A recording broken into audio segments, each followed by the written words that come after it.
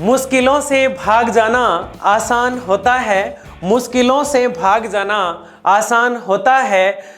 जिंदगी का हर पहलू, जिंदगी का हर पहलू इम्तिहान होता है। डरने वालों को मिलता नहीं कुछ भी जिंदगी में, डरने वालों को मिलता नहीं कुछ भी जिंदगी में, लड़ने वालों की जिंदगी में जहान होता है।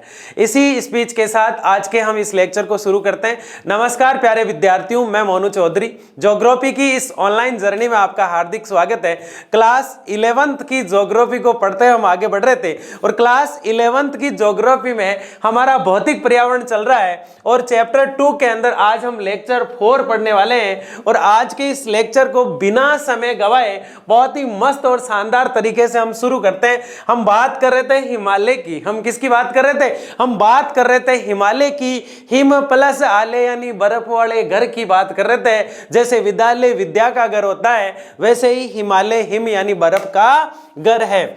और हिमाचल और उत्तराखंड हिमालय की बात आज हम करेंगे। हिमालय को हमारी पाठ्य पुस्तक में 5 भागों में बांटा गया है, लेकिन मैंने आपको बताया हिमालय को पढ़ने की दृष्टि से और हमारे राज्यों के हिसाब से 5 भागों में बांटा गया है।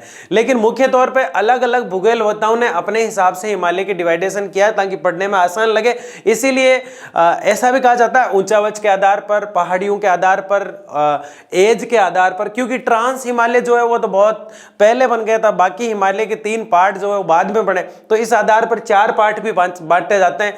लेकिन हमारे राज्यों के स्टेट के हिसाब से जहां जहां हिमालय टच होता है उस हिसाब से हमने इसके 5 भाग बांट दिए। कितने भाग बांट दिए? 5। और आज हम दूसरा और तीसरा भाग पढ़ रहे हैं। एक तो हिमाचल और उत्तराखंड हिमालय आज हम पढ़ेंगे और उसके बाद दार्जिलिंग और सिक्किम से जो टच होता है हमारे हिमालय, उसकी बात हम करेंगे। तो हम शुरू करते हैं। उससे पहले थोड़ा बेसिक हम समझ लेते हैं। यहाँ पे थोड़ी बेसिक चर्चा हम यहाँ कर रहे हैं। हिमालय हमारे जो जम्मू कश्मीर है उसका ऊपरी हिस्सा जो इस प्रकार से है, यहाँ पे हम देखते हैं कि सबसे ऊपर जो है ट्रांस हिमालय को माना गया है। किसको माना गया है? ट्रांस हिमालय को। देखो हिमालय इस प्रकार से है। कैसे है हिमालय? इस प्रकार से। मैंने कहा जो बैक मेरा दिखाई नहीं दे रहा है वो ट्रांस हिमालय है, यानी भारत के यहां से हिमालय इस प्रकार से फैला हुआ 1 2 3 और 4। हिमालय को कितने भागों में बांटा गया है? 4 भागों में। लेकिन हमारे स्टेट से टच होने के हिसाब से कितने भागों में बांटा गया है? 5 भागों में। लेकिन ये 4 भाग बहुत महत्वपूर्ण है और इनमें सबसे पहले आता है यहाँ पे ट्रांस। यह है ट्रांस हिमालय। ट्रांस हिमालय ये सबसे पुराना है, सबसे पहले यही बना। बाकी तो इसके सामने युवा है, 3 भाग जो बाकी बने। मैंने आपको बताया कि ये जो यूं थोड़ा सा बड़ा सा और चपटा चपटा सा दिखाई देता है हिमालय यहां से इस प्रकार से, उसको हम कहते हैं शिवालिक। उसको हम क्या कहते हैं? शिवालिक हिमालय। शिवालिक, शिवालिक हिमालय, शिवालिक हिमालय। ये वाला भाग जो है, जो हमें यूं थोड़ा तिरछा तिरछा सा दिखाई देता है, उसको हम, इस वाले भाग को हम शिवालिक के नाम से जानते हैं। इसके आगे जो ये वाला भाग होगा इस प्रकार से, इसको हम कहेंगे मध्य हिमालय। इसको हम क्या बोलेंगे? मध्य हिमालय, मध्य हिमालय।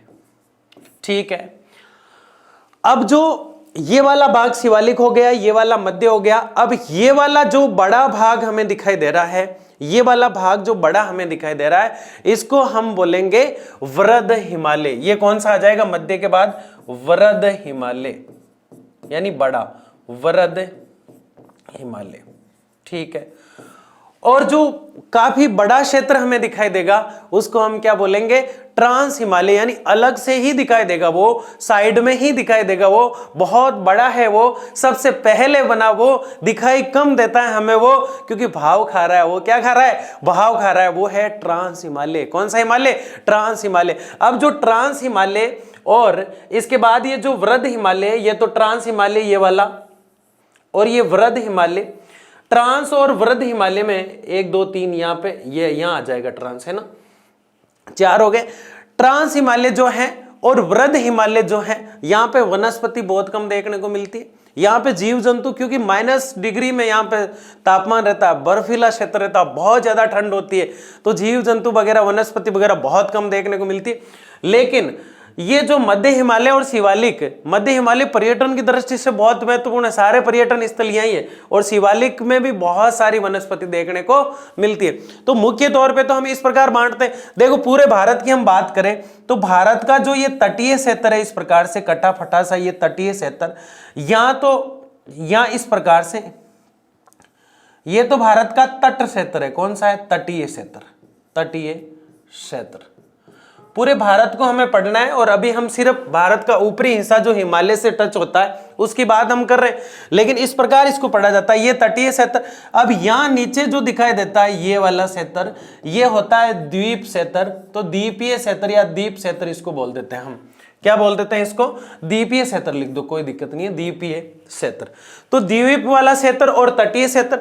अब ये जो पार्ट है भारत का, ये वाला, ये है पठारी क्षेत्र। ये कौन सा क्षेत्र है? यहां पठार देखने को मिलते हैं, तो ये भारत का पठारी भाग होता है।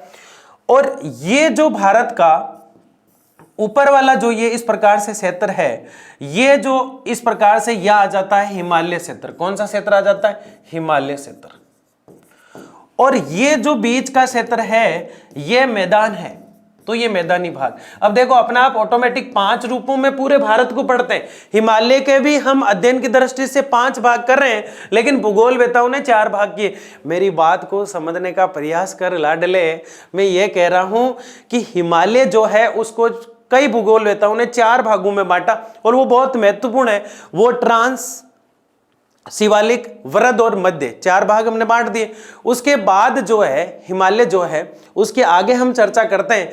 तो भारत में अध्ययन की दृष्टि से हिमालय को जो बांटा गया है वो इस प्रकार से बांटा गया है कि हम अध्ययन की दृष्टि से उसको सुविधाजनक बना सके। इसलिए हम इस प्रकार बांट रहे हैं कि हिमाचल और उत्तराखंड वाला हिमालय, दार्जिलिंग और सिक्किम वाला, उत्तर पश्चिम और कश्मीर वाला हिमालय हमने पढ़ा कल। तो ये चीजें इस प्रकार हमने बांटी है। लेकिन पूरे भारत को हमने कैसे बांटा? पूरे भारत को हमने सबसे पहले मैदानी के, सबसे पहले जो हमारा ऊपर का पर्वतीय क्षेत्र है हिमालय जो टच होता है हमसे, क्योंकि हिमालय बहुत बड़ा है और हमारे लिए गर्व की बात है कि भारत से टच होता है, क्योंकि 7 देशों में हिमालय, कितने देशों में हम चर्चा कर चुके हैं, 7 देशों में है। 2500 किलोमीटर लंबा है, पूंछ की आकृति का दिखता है ना। यूं चौड़ाई की बात करें तो 6000 किलोमीटर के आसपास है। तो हिमालय की बेसिक चर्चाएं, ऋषियों का घर होता है, पर्वतों का राजा होता है, ये सारी चीजें हम पढ़ चुके थे।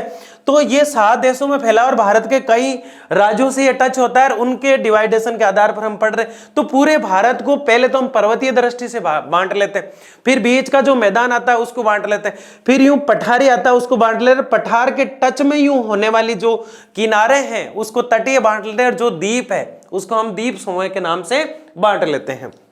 तो इस प्रकार से होता है। तो दार्जिलिंग, सिक्किम, हिमालय जो है उसको हमने देखा, उसको हम देखेंगे, लेकिन ये बेसिक चीजें आपके माइंड में क्लियर होना चाहिए। तो मोटे मोटे तौर पर हिमालय को 4 भागों में बांटा गया है, लेकिन हमारी पुस्तक में अध्ययन की दृष्टि से 5 भागों में बांटा गया है। वैसे पूछे 4 भाग कौन कौन से, कभी भी कंफ्यूज नहीं होना है। ट्रांस, वृद्ध, मध्य और शिवालिक, कोई दिक्कत नहीं है। ट्रांस की पहाड़ियां अगर पूछे, ये ट्रांस वाला जो ऊपर का हिमालय था ये भारत का ऊपरी हिस्सा, इस प्रकार से आप बना लीजिए, ये भारत का ऊपरी हिस्सा। अब यहां ट्रांस जो हिमालय है भारत के अंदर, ये ट्रांस हिमालय, इस ट्रांस हिमालय पर भारत के अंदर मुख्य 4 चोटियां यहां है। अब सबसे पहले भारत के ऊपरी हिस्से पर जो चोटी आती है, पर्वत श्रृंखला, एक प्रकार से यूं चोटियां जिसे हम कह सकते हैं, पर्वत श्रृंखला सबसे पहले आती है एक, फिर उसके बाद एक और देखने को मिलती है इतनी दूर तक बस, फिर एक और थोड़ी लंबी सी दिखाई देती है, इसके नीचे एक और दिखाई देती है, इस प्रकार है। अब ये जो हमें पर्वत श्रृंखलाएं दिखाई दे रही है, इसमें सबसे पहले जो है, फिर इसके बाद है, फिर इसके बाद है, और ये 4 हो गई इसके लास्ट वाली। अब इसकी हमने एक ट्रिक बनाई थी, जय, ले और के। तो झलक से हम क्या याद रख रहे थे? झलक से जय से हम यहां जास्कर याद रख रहे थे, इसके अलावा यह ले से लद्दाख याद रख रहे थे, और के से काराकोरम याद रख रहे थे। इस प्रकार से हम इनको याद रख रहे थे। काराकोरम में K2 है, काराकोरम में भारत की सबसे ऊंची चोटी, जिसको हम K2 गॉडविन ऑस्टिन के नाम से जानते हैं, 8611 किलोमीटर है। अब यहां एक महत्वपूर्ण चीज यह है, ठीक है, ये किलोमीटर, ठीक है। यह महत्वपूर्ण चीज यह है कि पूरे हिमालय की जो सबसे ऊंची चोटी है उसका नाम तो माउंट एवरेस्ट है। जैसे उसकी ऊंचाई कितनी है 8,848 मीटर, वो सबसे हिमालय की सबसे ऊंची चोटी है। लेकिन भारत की सबसे ऊंची चोटी काराकोरम श्रेणी में है, ट्रांस हिमालय में है, और उसका नाम केटू है, और उसकी ऊंचाई 8,611 मीटर है। हिमालय खुद बहुत बड़ा पर्वत है, बाकी विश्व के सारे पर्वत, चाहे अफ्रीका का क्लिंजर पर्वत हो, चाहे कोई सा भी हो, वो छोटे दिखाई देते हैं।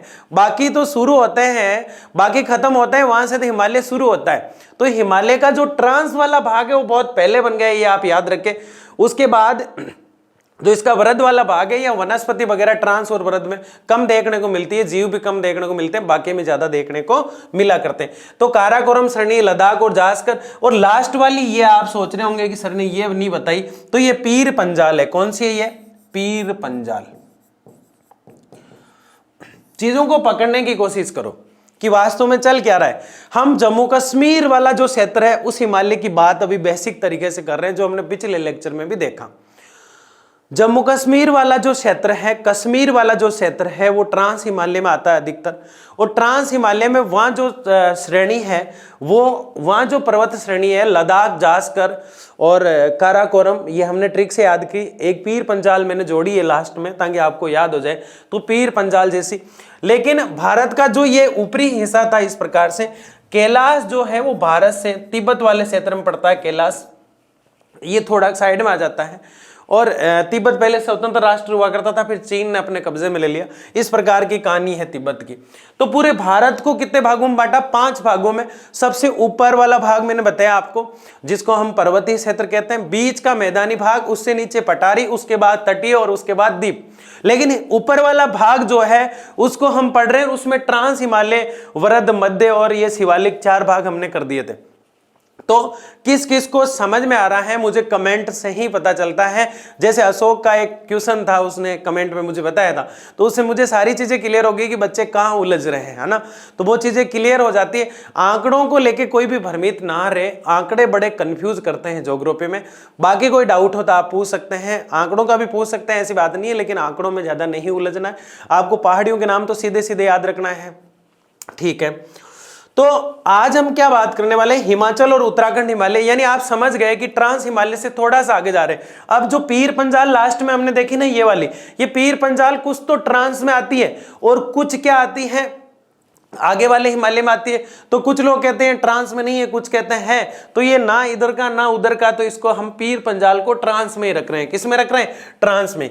तो आज हम इन 2 हिमालय पार्ट की बात करने वाले हैं, जिसमें सबसे पहले हम देखेंगे हिमाचल और उत्तराखंड से जो टच होता है उस हिमालय की बात। देखो, हिमालय और हिमाचल और उत्तराखंड। हिमाचल यानी बर्फ का घर है, ये भी हिमा आंचल मतलब घर, है ना। तो इस प्रकार से हिमालय का ये हिस्सा पश्चिम में रावी नदी से शुरू होता है और काली नदी तक जाता है ना। कारारारा कारारारा है ना, वो तारारारा गाना आता है ना, उसको कारारारा बोलना है। यानी कि ये हिमालय कहां से कहां तक शुरू होता है? ये कारा से शुरू होता है, यानी काली से लेकर रावी तक, या रावी से लेकर काली तक। बस ऐसे याद रखना है इसको, ठीक है। ये क्षेत्र भारत के लद्दाख क्षेत्र का विस्तार है। लद्दाख जो आगे बढ़ता है ना, यूं भाई झलक से हमने याद किया लद्दाख, तो लद्दाख वाले क्षेत्र से शुरू हो जाता है ये क्षेत्र। हिमालय की तीनों मुख्य पर्वत श्रेणियां इसी क्षेत्र में। हिमालय की 3 जो मुख्य पर्वत श्रेणियां हैं वो इसी क्षेत्र में आती है। यानी कि अब आप सोच रहे हैं सर ट्रांस तो आपने पढ़ा दिया, फिर ट्रांस का जिक्र क्यों आ रहा है? क्योंकि थोड़ा थोड़ा ट्रांस को भी कवर करते हुए चलेगा। कौन? हिमाचल और उत्तराखंड हिमालय, ठीक है। 3 पर्वत श्रेणियां मेन जो भारत की हैं वो इसी में आती है। लघु हिमालय जो होता है उसको हिमाचल के अंदर जो है धौलाधार के नाम से जानते हैं। आप कभी हिमाचल प्रदेश जाए और हिमाचल के कोई लोग हैं तो वो जानते हैं धौलाधार क्या है। तो हिमाचल जो है वह लघु हिमालय का नाम ही क्या है? धौलाधार है। यानी धौलाधार पर्वत जो है वो हिमालय है वहां पे, ठीक है। उत्तराखंड में इसी धौलाधार को या फिर इसी लघु हिमालय को नाग तीभा कहते हैं, नाग तीभा, नाग तीभा क्या कहते हैं, नाग तीभा। तो आपको यही याद हो जाना चाहिए। अब वो समय चला गया कि घर पे जाके रटा रोटी करें, हमने ऐसा कुछ नहीं करना है। लेटे लेटे पढ़ो, लेकिन आराम से मस्ती से पढ़ो। एक दो बार वीडियो को देख लो, सारी चीजें यूं क्लियर होते जानी है। और मैंने कल आपको बताया कि मेरा टीचर का जो एग्जाम था उसमें 11th क्लास की ज्योग्राफी से जो है बहुत शानदार क्वेश्चन पूछे गए थे, है ना। तो हमारी आज शुरुआत ही एक मोटिवेशनल स्पीच के साथ हुई, और वो आपको याद होगी तो कमेंट बॉक्स में लिख देना है पूरी वो शायरी, उसको जीवन में उतार लेना है ना। जो मुश्किलों से घबराना बहुत आसान होता है ना, बहुत आसान होता है। रुक जाए वो पैर ही नहीं होते, चलते जाना है जिंदगी में, है ना। तो उत्तराखंड में नागतीबा क्या है, और हिमाचल में धौलाधार क्या है, लघु हिमालय, छोटा हिमालय, ठीक है। महत्वपूर्ण पर्वत नगर धर्मशाला कहां दिखेगी आपको, धर्मशाला हिमाचल और उत्तराखंड वाले क्षेत्र में। मैसूरी पर्यटन स्थल, कासोली पर्यटन स्थल, अल्मोड़ा, लेसा डावन, रानीखेत आदि क्षेत्र इसी में देखने को मिलते हैं। ये याद नहीं होते हैं तो कोई दिक्कत नहीं, पहाड़ियों के नाम याद करते चलो। आगे बढ़ते, यहां महत्वपूर्ण दून है। अब आप सोच रहे होंगे दून क्या है, आपको याद हो तो पिछले लेक्चर में मैंने दो दून की बात की थी। नाम क्या आ रहा है हमारे सामने, दून नाम लिखा हुआ आ रहा है। क्या नाम लिखा हुआ आ रहा है, दून। अब ये दून है क्या, अरे मैंने बताया था कि एक तो पठान दून है, एक जम्मू दून है, दो नाम याद कराए थे। तो ये पठान दून और जम्मू दून है क्या, तो सबसे पहले हम देखते हैं दून क्या है। दो दून तो हम याद कर चुके थे पहले ही, जो हिमालय का एक भाग पढ़ा, पठान दून और जम्मू दून। आज कुछ और दून आए हमारे सामने, लेकिन हमें यह पता होना चाहिए कि दून होता क्या है। तो मेरे प्यारे लाडले, दून होती है घाटी। दून क्या होती है, घाटी। और घाटी भी कैसी होती है, अनुदय धैर्य। कैसी होती है, अनुदय धैर्य। अब गुरुजी और चिंता हो गई है, अनुदय धैर्य क्या है। अनुदय धैर्य का मतलब होता है एक आकृति होती है जो एल आकृति होती है। कैसी आकृति होती है, यूं एल आकृति होती है। अगर ये मरुस्थल में बनती है, क्या बता रहे हैं हम, अगर ये मरुस्थल में बनती है यानी मिट्टी से बनती है, बालू, मिट्टी को क्या कहा गया है, बालू। और बालू का जो स्तूप होता है, ढेर होता है, उसको कहते हैं बालू का स्तूप। अगर दून जो होती है, घाटी जो होती है, जो एल आकृति की है, अगर वो मरुस्थलीय क्षेत्र में बनती है तब उसको स्तूप के नाम से जाना जाता है, क्योंकि मरु का मतलब होता है मिट्टी, और मिट्टी बालू तरह की ढेरों पे जमी हुई रहती है, इसलिए इसको बालू का स्तूप के नाम से जाना जाता है। अगर ये बर्फ पर बनता है तब इसको कहा जाता है दून। क्या कहा जाता है, दून। तो ये दोनों जगह बना करते हैं, मरुस्थल में भी बना करते हैं और बर्फ में भी बना करते हैं। तो हम जब रेगिस्तान पढ़ते हैं तो रेगिस्तान में भी कई बालू का स्तूप के नाम याद रखने होते हैं, और ये एल आकृति के होते हैं अधिकतर। ये अनुदय धैर्य, अनुप्रस्थ, ढेर सारे नाम आते हैं, लेकिन अनुदय धैर्य का मतलब होता है एल आकृति की घाटी बन जाती है, और ये बर्फीले क्षेत्र में जब बनती है इसको दून कहा जाता है। जैसे हमने पहले दो दून याद किए थे, वैसे ही चंडीगढ़ में कालका दून बनता है, यानी चंडीगढ़ के पास कालका स्थान पर एक एल आकृति की बर्फ के अंदर घाटी बनी हुई है। नालागढ़ दून बन गया, देहरादून दून बन गया, और कोटा दून बन गया। आपको कुछ भी याद नहीं रखना है, सिर्फ इन शहरों के याद रखना है। चंडीगढ़ जाना है, फिर नालागढ़ जाना है, और फिर देहरादून होते हुए कोटा आ जाना है, और आपको 4 दून याद हो जाते हैं। देहरादून सबसे बड़ी घाटी है। अब हमारे चीज पकड़ में आ गई, अब हमारे बात पकड़ में आ गई, क्योंकि ये खुद ही कह रहा है घाटी है। खुद ही क्या कह रहा है, घाटी है। कहाँ की घाटी है, देहरादून सबसे बड़ी घाटी है। ठीक है, ये देखो देहरादून ये सबसे बड़ी है इनमें, जिसकी लंबाई 35 से 45 किलोमीटर है। यूं एल आकृति में बनी हुई घाटी है, जिसकी लंबाई देखो आप 35 से 45 किलोमीटर। घाटी में बर्फीले ग्लेशियर टाइप हिमनद भी बहती है आसपास में। ग्लेशियर का मतलब क्या होता है, हिमनद, हिम की बर्फ, हिम या बर्फ की नदियां यूं चलती रहती है। यहाँ भोटिया प्रजाति के लोग रहते हैं। अरे भोटिया कुछ नहीं है, भोटिया क्या है, वो तिब्बत वाले, तिब्बती आते हैं ना सर्दी के कपड़े बेचने वाले, वही भोटिया लोग होते हैं, है ना। और ये जो भोटिया लोग होते हैं ना, ये इसी क्षेत्र में देखने को मिलते हैं। ये सर्दियों के अंदर बाहर जा जाके निवास करके वापस यहीं आ जाते हैं। तो भोटिया प्रजाति के लोग कहाँ देखने को मिलते हैं, इन दून के आसपास। ये खाना बदोश जाति है। भोटिया के लिए क्या प्रयोग किया गया है, भोटिया जो जनजाति है, तिब्बत की जो जनजाति है, ये खाना बदोश का मतलब होता है घुमंतु, घुमक्कड़, यानी एक जगह से दूसरी जगह घूमने वाले, इन्हें हम घुमंतु कह सकते हैं। क्या कह सकते हैं, घुमंतु। एक स्थान से दूसरे स्थान पर ये घूमते रहते हैं और उसी को कहते हैं खानाबदोश। क्या कहते हैं? खानाबदोश। तो दुन क्या होता है? एल आकृति की घाटी है। खानाबदोश क्या होता है? घूमने वाली जो जनजाति है वो। और घूमने वाली जनजाति कौन है? साफ साफ लिखा है भोटिया जनजाति है। कौन सी जनजाति है? भोटिया। और ये कहाँ चले जाते हैं? जब गर्मी आती है। जब क्या आती है? जब गर्मी आती है तो ये बुग्याल चले जाते हैं। बुग्याल यानी गर्म क्षेत्र, बुग्याल यानी गर्म क्षेत्रों में चले जाते हैं। और जब सर्दी आती है तब यहाँ लौट आते हैं। क्या करते हैं? लौट आते हैं। अब मैंने कहा कि भोटिया सर्दियों में बाहर जाते हैं, सारे भोटिया थोड़ जाएंगे बाहर व्यापार करने के लिए। कुछ लोग चले जाते हैं, गृहिणियां वहीं रह जाती है, पुरुष जो होते हैं बाहर जाते हैं। तो घुमंतु का मतलब ऐसे कभी नहीं लगा सकते कि सर्दी में गया, गर्मी में आया। कभी भी जा सकता है, कभी भी आ सकता है। प्रसिद्ध फूलों की घाटी भी इसी क्षेत्र में है। यानी 35 से 45 किलोमीटर की जो देहरादून की घाटी है वह एक बहुत प्यारी फूलों की घाटी है जो बहुत प्रसिद्ध है। ठीक है। मुख्य पर्यटक स्थल, आपने गंगोत्री का नाम तो सुना ही होगा, वो यहीं देखने को मिलती है। आपने यमुनोत्री, ये क्या है भाई? यमुनोत्री, ये यमुनोत्री लिखा हुआ है। यमुनोत्री घाटी भी यहाँ देखने को, पर्यटन स्थल जो है वो देखने को मिलता है। देखो कितने प्यारे नाम आने वाले हैं। केदारनाथ, कौन सा? केदारनाथ। फिर आए हैं बद्रीनाथ। तो केदारनाथ और बद्रीनाथ, तो त्रिनाथ कैसे याद रखना है? त्रिनाथ। ये चार पर्यटन स्थल याद हो जाते हैं। त्रि से यमुनोत्री और त्रि से ही गंगोत्री और नाथ से केदारनाथ और बद्रीनाथ।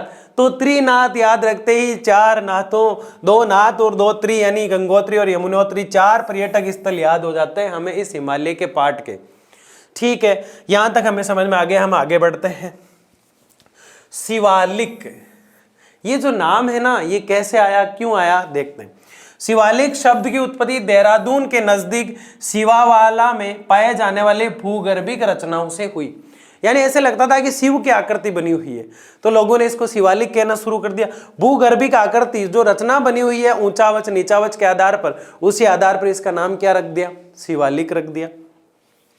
किसी समय यह इंपीरियल सर्वे का मुख्यालय स्थित था। इसका क्या मतलब है? यानी भूगोल के जो भी सर्वे हुआ करते थे, अन्वेषण हुआ करती थी, खोज हुआ करते थे, उसे संबंधित लोग यहाँ रहा करते थे और घाटियों के बारे में चर्चाएं और विस्तृत जानकारी हासिल किया करते थे, जो बाद में स्थायी रूप से देहरादून में स्थापित हो गया। अब शिवालिक का जो इंपीरियल मुख्यालय था वो बाद में कहाँ चला गया? देहरादून चला गया। एक बार लाडले पूछा गया था शिवालिक का इंपीरियल मुख्यालय जो था वो अब किस जगह है? तो देहरादून। बताओ वो सुंदर वाली घाटी कहाँ है? देहरादून में। कितनी लंबी है भाई? 35 से 45 किलोमीटर। ये फूलों वाली घाटी है। कौन सी घाटी है? प्रसिद्ध फूलों वाली घाटी है देहरादून दून। देहरादून दून सबसे बड़ा दून है। क्या है? दून यानी घाटी। घाटी मतलब एल आकृति की घाटी जो अनुदय धैर्य चलती है। तो ये बात हमने यहाँ पे की। तो दून जो है पूछे जाते हैं, पहाड़ियाँ जो है पूछी जाती है। और मुझे पूरा भरोसा है कि आप बहुत ही शिद्दत वाली तैयारी कर रहे हो। कुछ बच्चों के तो मैं कमेंट देखता हूँ, मुझे बहुत खुशी होती है। एक्टिव रहा करो लाइफ में, ताकि अब अपन ऑनलाइन जुड़े हुए, इतना तालमेल जो है होना चाहिए उतना नहीं बैठ पाता, लेकिन आप कमेंट और लाइक करते हो तो उससे मुझे लगता है कि हाँ बच्चे जुड़े हुए, और उसे इतनी एनर्जी मिलती है। अभी जो लेटेस्ट वीडियो है उस पर काफ़ी कमेंट आपके आ रहे हैं, उससे बहुत अच्छा लग रहा है। यूँ आप मन लगा के तैयारी करते हो ना, तो हम डबल तरीके से आपके साथ जुड़ेंगे। जितना आप दोगे ना हमें प्यार और सानिध्य, उसका हम 8 गुना लौटा के देंगे। कितने दिन होते हैं? दिन होते हैं 5 या 4। किसमें? इस घाटी क्षेत्र में। लेकिन पहले कितने दिन पढ़े थे? पहले हमने पठान वाला यानी पठान वाला दून पढ़ा था और जम्मू वाला दून पढ़ा था। बताओ ट्रांस जो हिमालय है या जम्मू के अंदर कौन सी पर्वत श्रृंखलाएं हैं? तो पीर पंजाल का नाम से शुरू करना है, फिर झलक दिखला जा, जय से जास कर, ले से लद्दाख और के से कारा कोरम, आराम से याद हो जाती है। पास में तिब्बत जो पड़ता है वह कैलाश है। मैंने मेघालय पूर्वांचल में कल आपको कुछ पहाड़ियों के नाम बताए थे। किस किस को याद है? बहुत से बच्चों को याद है। लेकिन वहाँ की जो जनजाति है गारो खासी है ना, उसी के नाम पर वहाँ की पहाड़ियों के नाम हो गए। ये भी एक लॉजिक था। स्थायी रूप से देहरादून में स्थापित है। आगे बढ़ते हैं। दार्जिलिंग सिक्किम हिमालय, ये बहुत प्यारा है। दार्जिलिंग और सिक्किम वाला हिमालय प्यारा कौन सा नहीं है। यहाँ एक जनजाति बहुत महत्वपूर्ण है। कौन सी जनजाति है भाई? वो लेपचा जनजाति। कौन सी? लेपचा। ये जनजाति यहाँ की बहुत प्रसिद्ध है, बस ये नाम आपको याद रखना ही है। सिक्किम की लेपचा जनजाति, ये लगभग 46,000 के आसपास लोग हैं। 46,000 के आसपास इनकी जनसंख्या है। ये इसी क्षेत्र में रहते हैं, लेपचा जनजाति, ठीक है ना। अब लेपचा जो है ना, इनके यहाँ लड़कियां ज्यादा होती है, लड़के नहीं होते, इसलिए ये भोटिया लोगों से कनेक्ट रहते हैं। किससे कनेक्ट रहते हैं? भोटिया। तो इनमें आपस में भोटिया और जो लेपचा है, इनमें अंतर विवाह भी होते हैं। क्या होते हैं? यानी इंटरनल विवाह हो जाते हैं। ये तो अच्छी बात है, इधर लड़कियां हो रही है उधर लड़के हो रहे हैं ना। तो लेपचा और भोटिया में विवाह संबंध होते हैं कि नहीं होते? भोटिया तो उस आगे वाले क्षेत्र में थे, लेपचा थोड़े से पीछे वाले क्षेत्र में है।